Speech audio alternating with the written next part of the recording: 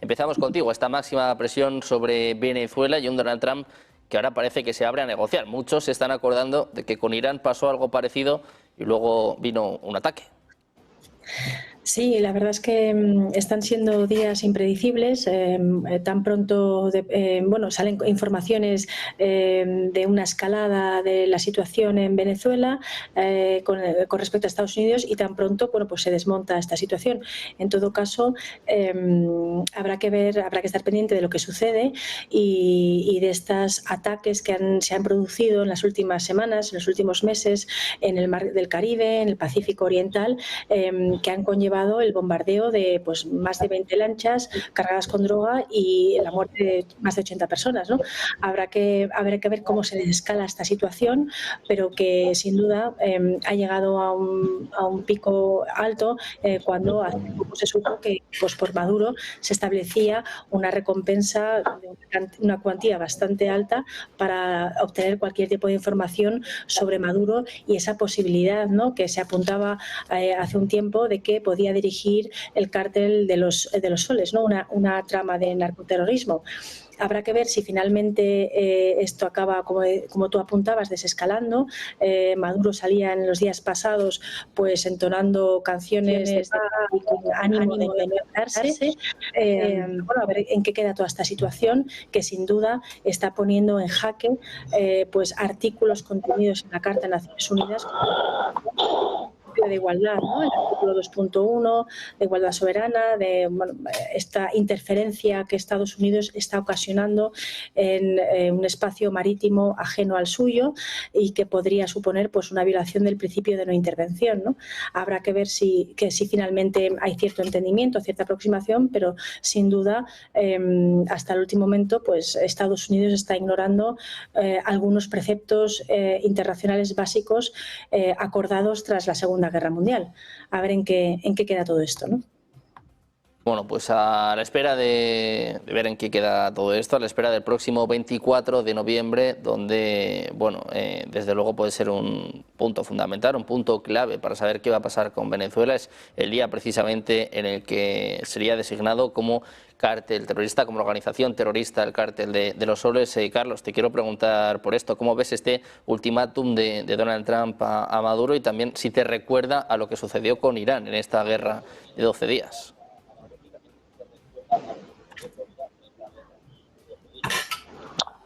Bueno, en primer término lo que tenemos que decir es que, a ver, esto que está aconteciendo actualmente en Sudamérica, en concreto con Venezuela o sobre Venezuela, esta amenaza sobre pretexto de lucha contra el narcotráfico, que ya hemos puesto que esto es más que justamente eso, un pretexto para facilitarse, ¿no?, arrogarse esa facultad, ¿no?, de gendarme del mundo libre, de la justicia, que bueno, que al siglo XXI prácticamente cae en saco roto. De hecho, los principales beneficiarios de ese sistema que vive el narcotráfico es el norte global. Por otro lado, las drogas que consume Norteamérica actualmente no se están produciendo en Sudamérica, ¿no? Lo que está consumiendo mayormente en Estados Unidos, sobre todo, es el fentanilo. Eso no se produce acá. Se produce, según los expertos, en Asia, o sea, no tiene nada que ver. Entonces es un pretexto. Ahora, no solo un pretexto, digamos, del momento. Esto es toda una estrategia de política de Estado exterior que ya tiene más de 200 años, ¿no? Estamos hablando de la reactualización de la doctrina Monroe, ¿no?, de esa América para los americanos. Durante el momento de la globalización, un tanto se descuidó esta doctrina porque Estados Unidos quiso imponer su voluntad y sus prerrogativas, digamos, de gobierno mundial, entre comillas, a todo el mundo, ¿no? Pero bueno, eso ya se terminó, ese sueño, esa ficción, ¿no?, de un gobierno mundial ya se está viniendo abajo, de hecho ya no funciona, y ahora la realpolitik retorna. Entonces Estados Unidos, el MAGA, el Make America Great Again, viene de la mano con eso, ¿no?, de una reactualización de la doctrina Monroe y por supuesto de una recomposición de posiciones en lo que es o lo que siempre han considerado los norteamericanos, los estadounidenses, como su espacio trasero, ¿no? Entiéndase Sudamérica, por ejemplo. Entonces, no hay que para nada desdeñar las palabras de la señora Laura Richardson, que en más de una ocasión, no hace mucho, 2 años aproximadamente, dijo que efectivamente que cuando habla de Sudamérica, de los recursos de Sudamérica, el petróleo, el oro, el cobre, el litio, el agua, ella habla como que si fuera parte, o sea, fueran de Estados Unidos, o sea, no en nuestros recursos, estamos bendecidos, o sea, no tiene, o sea, las soberanías de nuestros países en Latinoamérica, en Sudamérica, están solamente pintadas. Entonces, en ese contexto donde también el actor clave, que es China, que lamentablemente para los norteamericanos, mientras ellos dormían en el sueño del gobierno mundial, de la globalización a ultranza, China se ha dedicado de manera pragmática a invertir en la región. Y de hecho nuestros países en Latinoamérica, en Sudamérica, no se han podido resistir a esas inversiones. Caso concreto, en mi país, por ejemplo, el Perú, está el puerto de Chancay, que es la infraestructura marítima más grande de todo lo que es el Pacífico Occidental, ¿no? Y ahora Estados Unidos se da cuenta que, bueno, mientras ellos vivían en esta ficción, en este sueño mundialista, potencias revisionistas han avanzado en lo que ellos siempre han considerado su espacio trasero, y actualmente ellos quieren recuperar esa hegemonía, ¿no?, dentro de la región. Ahora se entiende un poco más de lo que está pasando en Venezuela. Entonces hay un pensador estratega norteamericano especialista en relaciones China-Latinoamérica, Evan Ellis. El señor Evan Ellis, que escribe en el Centro de Ejército, colabora con el CEP, con el Centro de Estudios Estratégicos del Ejército del Perú, desde el 2020-21 viene escribiendo sendos artículos donde él habla, ¿no?, justamente hay un artículo bastante insidioso, el solo nombre, el título ya lo va a decir todo, ¿no?, que se llama más o menos, se titula Preparación para el deterioro estratégico, preparación del deterioro del entorno estratégico de Latinoamérica, o sea, cómo cortar los vínculos con las potencias revisionistas, causando desestabilización dentro de la región. O sea, prácticamente esto que estamos viendo en Venezuela es de manual.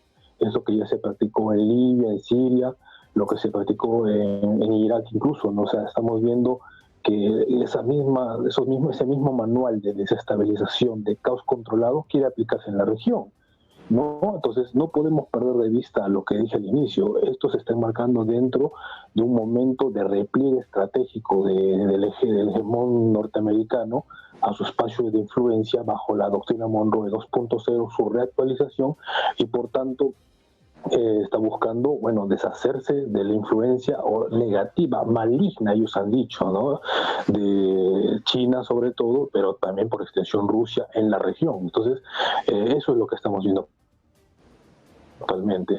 Ahora, lo que se está utilizando, el pretexto de la lucha es un pretexto esto de la lucha del narcotráfico para llevar a cabo su estrategia de desestabilización, empezando por Venezuela, que para variar no es cualquier país, ¿no? Es un país, el país con las reservas de petróleo más grandes del planeta probadas, ¿no? Eso es lo que tenemos en Venezuela. No es un tema de acá de la lucha por la democracia, de derribar un tirano, de luchar contra el narcotráfico, ni mucho menos. La realidad es evidentemente geopolítica y desde una perspectiva de caos controlado. Esta estrategia que ya la han hecho, como dije, en Libia, en Siria, en Somalia incluso también, donde a la par que se causa el caos, la desestabilización, la disolución de los estados nacionales, al mismo tiempo se promueve el saqueo, ¿no?, de los recursos al mismo tiempo. Entonces, eso es lo que tenemos realmente, estrategia del caos en simultáneo con el saqueo de recursos naturales estratégicos, en este caso energéticos, petróleo.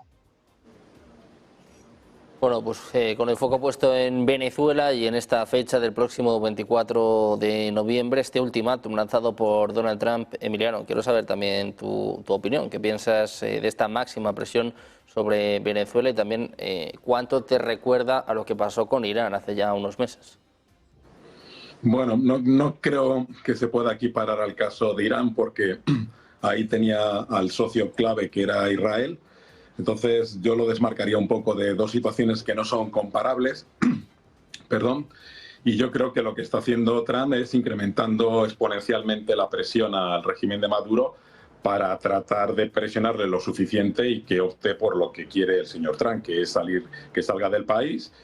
Como sabes muy bien, Venezuela está desde hace muchos años con bastante presencia cubana, incluida la inteligencia cubana y metida en todos los ministerios y en todos los niveles de gobierno, y por lo tanto Cuba podría ser un sitio maravilloso para el señor Maduro y lo que se lleve o lo que ya se ha llevado el señor Maduro y los miembros de su gobierno para retirarse o exiliarse en Cuba, porque en Rusia hace demasiado frío para él. Entonces yo creo que va a seguir con esa presión para tratar de provocar esa huida, pero también tenemos que ver la posición de Maduro, que él es consciente también que tiene a 200.000 soldados con las movilizaciones de los grupos civiles, pero a los que está armando y formando, con un país que geográficamente no es invadible por la extensión que tiene y por mucho que tratasen de atacar ciudades selectivamente, pues es muy difícil de controlar todo el país. Y luego porque se supone que una de sus primeras promesas electorales es que no iba a meter a Estados Unidos en una guerra de este tipo. Una cosa es llevar a cabo un bombardeo selectivo en Irán y de forma muy específica, y otra cosa es aprobar o autorizar una invasión de un país que no iba a controlar y que iba a provocar de nuevo las imágenes de féretros de soldados norteamericanos volviendo a Estados Unidos. Y eso es algo que no se lo puede permitir, que dentro del movimiento MAGA están pues un porcentaje importante también contrarios a ese tipo de movimientos militares, y por lo tanto yo creo que va a seguir con esta partida de tensión, incrementando, calificando ya al señor Maduro ya no de dictador, sino directamente de jefe del clan de los soles, que básicamente es tratar de justificar acciones encubiertas o a lo mejor el intento de llevar algún tipo de operación que meta suficiente miedo al señor Maduro para que opte por la salida. Pero lo que tiene que tener claro también es que el señor Maduro no está solo. Es decir, no solamente tiene a Cuba, a Nicaragua, al vecino colombiano Petro, donde ya se ha manifestado, digamos, en contra de cualquier tipo de operación en el Caribe por parte de Estados Unidos, sino fundamentalmente China. La deuda que tiene Venezuela con China es absolutamente multimillonaria, y los chinos no creo que estén muy favorables a que se produzca una entrada de Estados Unidos que pudiera dar lugar a un gobierno que luego a ver qué ocurre con las deudas y la penetración que tienen las empresas chinas en ese famoso petróleo venezolano, aunque es bastante espeso, y por lo tanto no creo que esté muy a favor. Más luego las declaraciones más o menos indirectas también de Rusia de apoyo a Venezuela. Es decir, que es una partida con muchos actores, pero yo creo que no va a haber un enfrentamiento militar, y eso que las operaciones conjuntas que se está celebrando en Trinidad y Tobago pues hacen incrementar la tensión. Pero bueno, no creo que se produzca esa entrada o esa invasión terrestre terrestre y con bombardeo aéreo por parte de las tropas norteamericanas. Luego también habrá que preguntarse que ese portaaviones cuesta 7 millones al día. Entonces, me imagino que tampoco lo habrán desplazado simplemente por gusto. Es decir, que también tendrán que ver cómo revierten esa inversión que han hecho con la movilización del portaaviones y de todas las fragatas y corbetas que le acompañan en esa flota.